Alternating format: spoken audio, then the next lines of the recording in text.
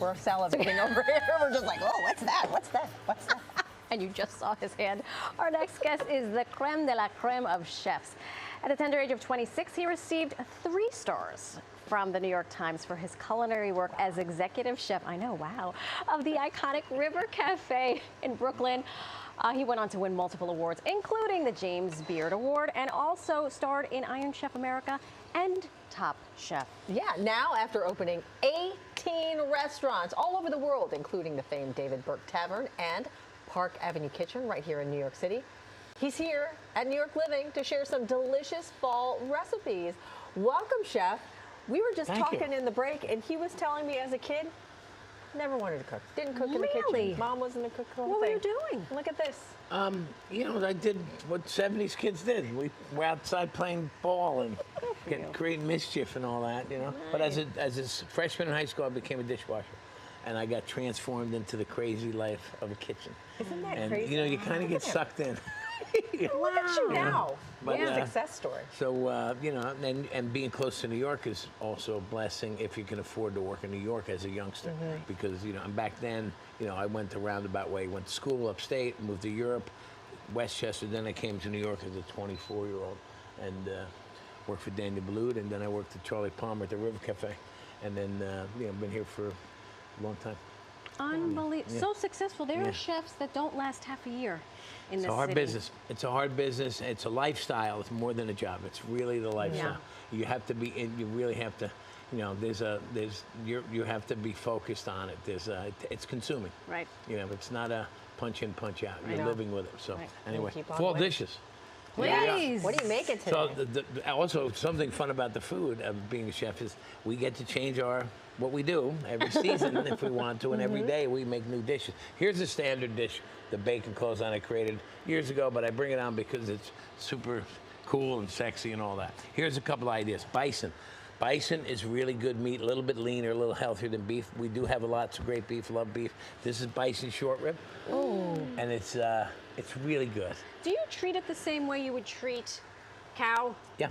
You do, because I'm intrigued by bison, but it makes me a little nervous. Bison is a little leaner, but not like venison. Venison, you got to keep really rare or medium rare, otherwise it gets too dry. Okay. So bison, short rib, you cook just like a beef short rib or pot roast.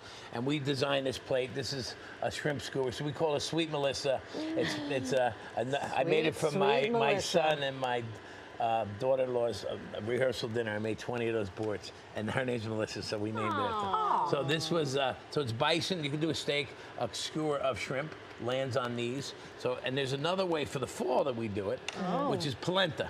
And polenta is a delicious. I love polenta. It's cornmeal, or kind of, I guess it's Italian grits.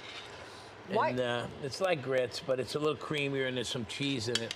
And again, we have the bison, and this short rib. So good. Yum. That is crazy. And the bison, believe it or not, bison's being raised at Fossil Farms in New Jersey. Really? New Jersey. Yes. Yes. Who knew? I also like how the polenta acts as the glue.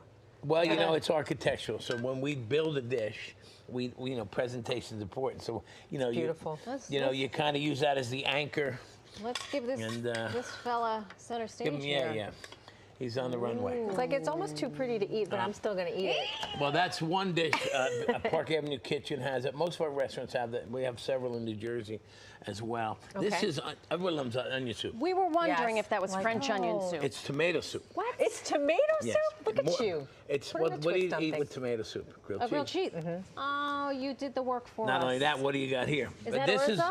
No, it's alphabets. Stop it. Oh my God. Because tomato soup and grilled cheese is a throwback to your childhood. Yes. So we threw the alphabets in. Soup. And you can, you know, some people get creative and send messages, but that's so cute. So we did this. We started this. So it's really, you know, it makes a lot of sense. Oh my gosh. Now, onion soup's a classic. A tomato soup. This at the beginning of fall, it works well. It just seems a little. Why no one has done tomato soup this way? Especially because all the leftover tomatoes from the summer. Correct. Yes. Perfect. Yes. Yeah, very soothing. And this is really tomato season. You know, last couple weeks, ratatouille, fall squashes. Then you'll get into the pumpkins in the next couple weeks. Well, you're the genius. That's why. Lobster dumplings. We waited for you. Lobster. This is another dish. This is lobster dumplings, one of our signatures. It's on, and this is a fall dish. Butternut ravioli, butternut pickles. These are pickles. Oh my goodness. this? I'm gonna use my hands, but that's what chefs okay. do. Well, you're a chef. Pickled blackberries What? and Never heard of scallops. those. This is one of my favorite new dishes, and it's got a pesto made out of watercress because basil's out of season. Right, right. It's still around. Still, my It's- plant is on her last legs, but there she Right, is. right. So, but you make the so watercress, pesto, butternut. This and it's got pumpkin seeds. Okay. This is a quintessential fall flavors and nice surprises with the acid. Yeah. Proud of this dish and our cake pops that melt, our cotton candy melted. gosh. I didn't even see love that. Of course, cotton candy. So we have a bakery in Monmouth County, New Jersey called Dixie Lee. We make our own pops. I created the pop in 92, 93 Look at at that. Park Avenue Cafe. Unbelievable. The first cake pop was made out of smoked salmon No. Get out of and town. foie gras and goat cheese. Yeah. That sounds delicious, actually. You grew up in Brooklyn. I was born in Brooklyn, Bed-Stuy, and then as a 2-year-old, I moved to Monmouth County, a town called Hazlet. I moved back to Brooklyn in '84. So, and I lived underneath the bridge before Dumbo was Dumbo. I was a chef at the River Cafe, and then I moved back to Jersey. So, you know, I'm in New York, Jersey. You know. Okay. Wow. But if I travel, people like when they hear me talk, they're like, "You're Brooklyn." from New York." Well, you are a magician, and we're so glad you shared all these delicious fall. For real and fall for dishes true. Great with to us. be here. And fall season is great for chefs to get creative. You know, summer's good too, spring and summer and fall. Then you get into the winter. It's a little harder, January, February, if you stick to the seasons. Stick to the season, stick to this man. Follow him on the gram at David Burke on Instagram.